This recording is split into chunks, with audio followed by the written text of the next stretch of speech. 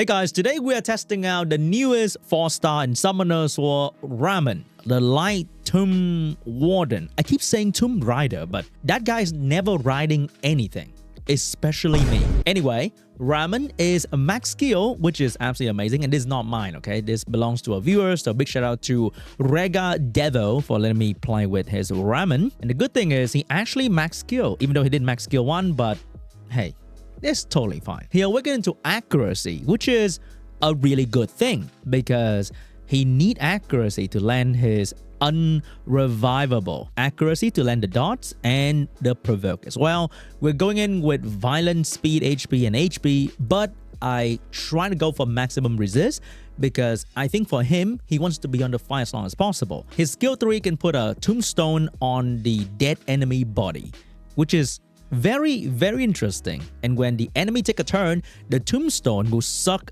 HP from them, 10% every time the enemy get a turn. So one of my immediate plan was to put him in a dot team so that he can put dots on the enemy, and maybe if somebody dies, then the dot and the tombstone is gonna stack and kill the enemy even faster. Oh, we have a strip, very good. So we're gonna strip that. Look at that, that is actually really cool. I'm gonna put anti-revive on her as well, might as well, because I don't want her to revive with 2 reviver on the enemy defense right there. So hopefully we're gonna land enough dots to kill that thing soon. But then I realized there's a problem. My dot team is a little bit too good. So I'm actually killing the enemy a bit too fast. There's really no point of having the tombstone because they're all kind of dying anyway. Like by the time I put up the tombstone, they're all just kind of dead. So I'm not sure if this is the right plan, but this was my initial thought when I read this guy's skill. So as you can see, Nora's losing a bit of HP and the rest of the enemy team will lose a bit of HP when they take a turn as well. But this one seems like not really the brightest idea. Because, okay, we can actually put anti-revive on that thing. I really love this new debuff, by the way. It's kind of cool. So that thing's gonna die, no revive, and we're just trying to kill the rest of them. But honestly, I could put another I could put another dot unit, and that would probably kill the enemy even faster compared to trying to use the tombstone thing. So apparently you can stack the tombstone. The more you stack, the more HP the enemy will lose every single turn that they take. It is actually really funny. So you kill them, you put a tombstone on, you reset the cooldown of this guy, and then you put another tombstone on, and when they take a turn, they just lose a lot of HP. And then I thought maybe he's a great unit for a long battle because you want a tombstone to actually do something, right? So we have this very typical defense here with a reviver and something that can be killed rather quickly. The anti-revive, we kill the Kakano. He can't be revived by the Eladro, which is very cool. And now we can try to stay alive with Rakuni, and we can put a tombstone on, and now we'll drain the HP of the enemy. It's like an uncleansable dot. And because we have anti-revive, there's no way they can take that off, which is very cool. Okay, I'm just gonna put some defense break on him. Maybe we're trying to use the opportunity to kill him.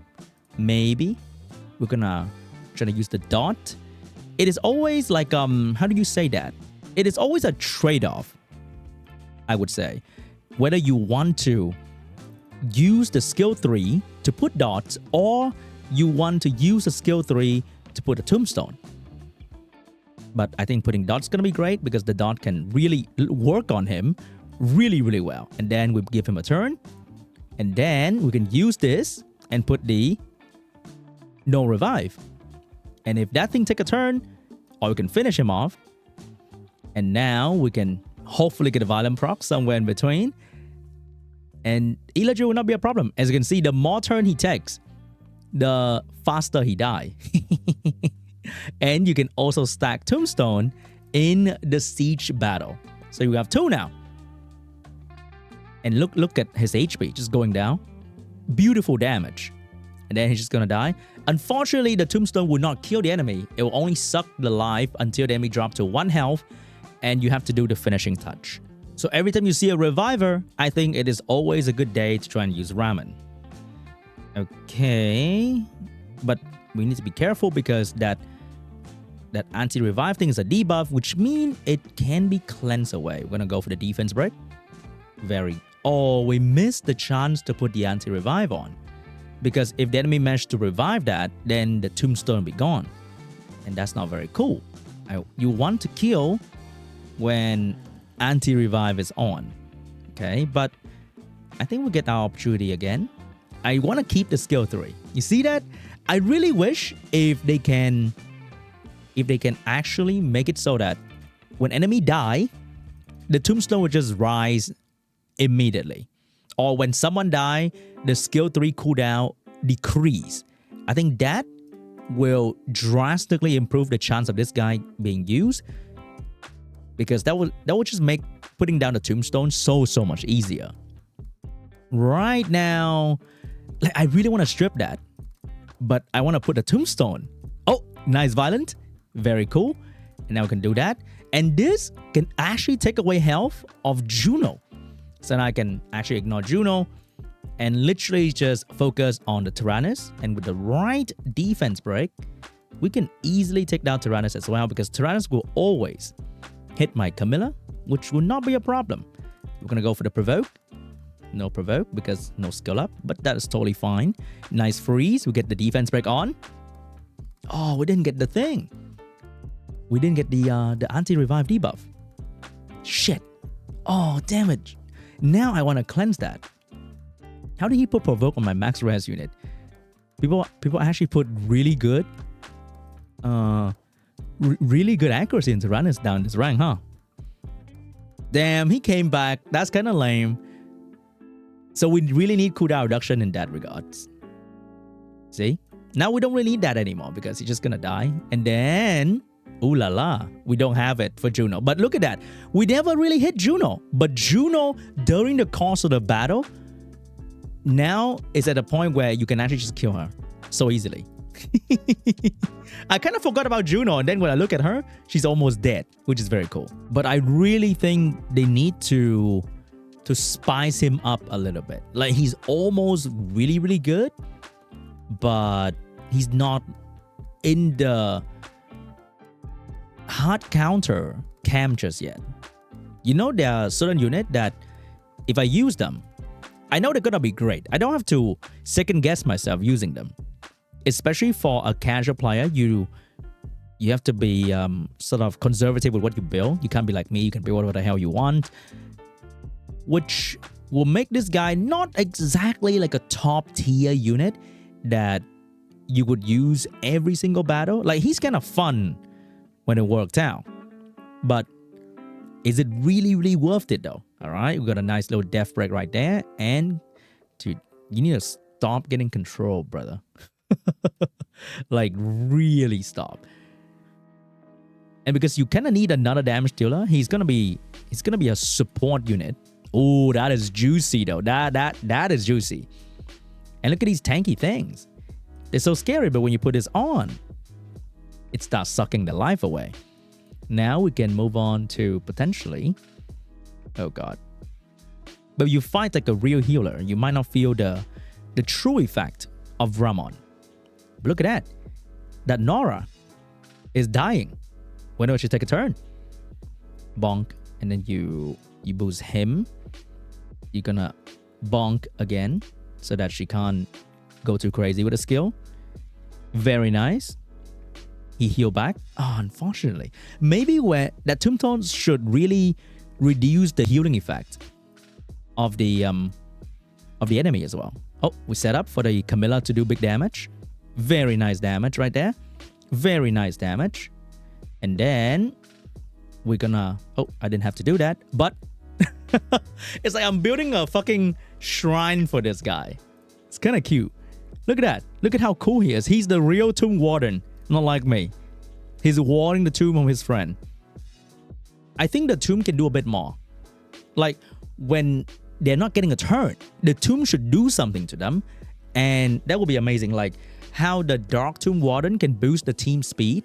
The Light Tomb Warden should slow the enemy down or make them receive more damage or something, you know? If you manage to build so many tombs, they should provide effect when the enemy is not taking a turn. And then That'd be amazing. I think this guy really has the potential to be something. But then, what would happen if you put a tomb on a blue demon who can potentially self-revive? Right?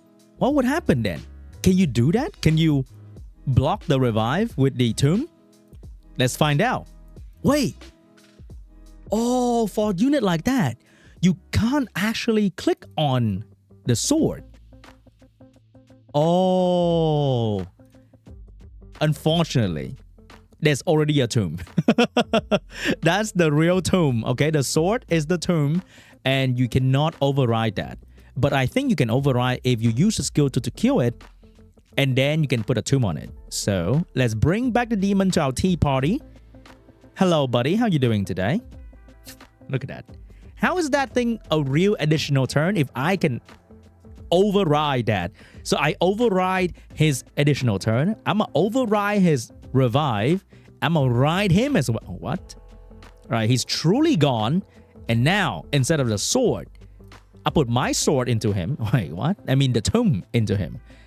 And now Camilla is going to start losing health whenever she gets a turn. So that kind of nullified Camilla passive. Because when Camilla heal, it's just going to lose HP at the same time. So pretty much takes the freaking heal passive away. So this guy's in the usable range. I'm not sure if they're going to ever buff him. But it'll be amazing if when the tomb is on, when enemy's not taking a turn, the tomb would do something to the enemy as well. And not just when they take a turn. Because when they take a turn, they might just kill you and then it's kind of lame or whatever. But the skill kit makes sense. Anti-revive plus something that might end because of revive. So the skill 2 literally complements skill 3, which is absolutely amazing.